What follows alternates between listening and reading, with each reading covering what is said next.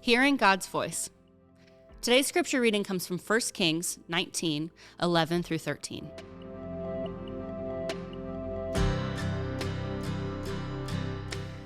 Today's reading shows us that sometimes God chooses to speak with us in the most unlikely of ways.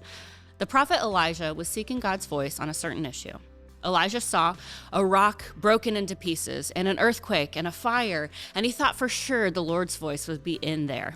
We tend to expect God to use his power and might to speak to us through his thunder, which he can do. However, in this instance, God chooses to speak through a low whisper. God chose to whisper to Elijah, not boom at him through his might. Although the sole intention of solitude and silence is not just so that we can hear from God, it is one of the benefits when we choose to spend time in his presence in this way. Solitude is meant to draw our attention to the Lord, to focus on him and him alone, even if we don't hear or get anything from it.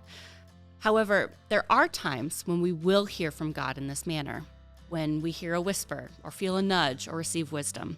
The beauty of solitude and silence is that God is always near to us, but we tend not to be aware of his presence in the mundane, everyday life. So when we do take the time to draw near to him, to focus our attention, attune our hearts and minds to God's presence, we allow for opportunity for God to reveal things he's been trying to show us, but maybe we haven't given the time for.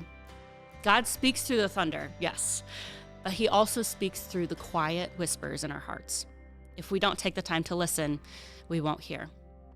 The challenge for you today is, as you spend your 5 minutes in solitude, try starting with a question.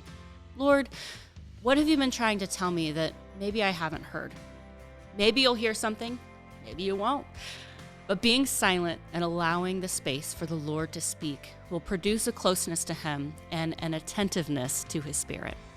The discussion question: why do you think God chose to speak through the quiet whispers and not through the louder means?